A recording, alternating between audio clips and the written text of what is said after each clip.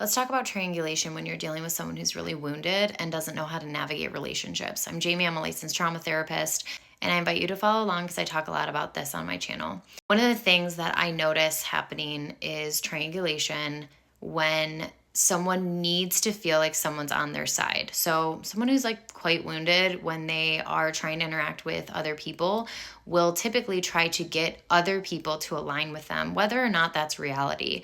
And the way they do that is they create scenarios and they will prompt other people to, in so many ways, seem like they agree with them. So for example, here's a way that this might come up. The person might be like, nobody likes Susan. And your response might be like, I didn't know that. Like, I don't really have that many thoughts about Susan. Maybe you're not really close to Susan, but you don't really have an opinion. But be very careful with your response here, because if they're looking for someone to agree with them, they're looking to see if your response in any way aligns with how they want you to respond. So if you say something like, well, I mean, I've met Susan. Yeah, she can sometimes come off a little sharp or rough around the edges, but she seemingly is a chill person. I don't really have any problem with her. Someone who's quite wounded here would look at that person and be like, oh, that's all I needed to know. You think she's rough around the edges. And they take you out of context.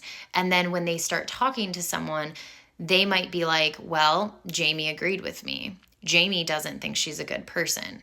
I just got taken out of context and they used my perspective against me out of context to align with their perception.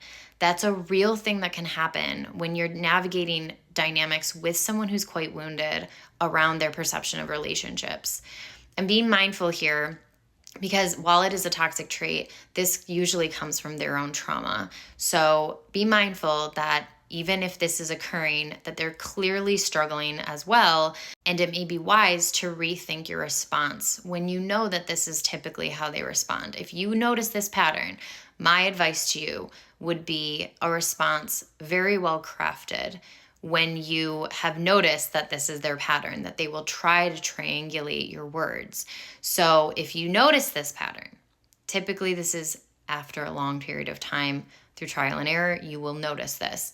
If you notice this pattern, what my advice to you is to be very mindful of your responses to someone who engages in this type of behavior. So what would that look like? This would look like, nobody really likes Susan. Your response here, well curated, can really reorient the conversation so you don't get stuck in a trap in the future. Your response might be like, do you have thoughts on Susan? And then they might volley it back. Oh, well, it doesn't matter what I think. I'm just curious because I know that nobody likes her.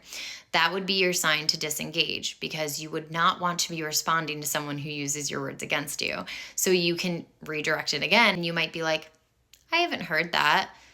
I'm curious if there's something that happened with you and Susan that led you to think that. Do you see how reframing it back onto them is the healthiest way to exit the position that they're putting you in? Food for thought. Follow along if you want more tips and strategies for navigating these kinds of conversations.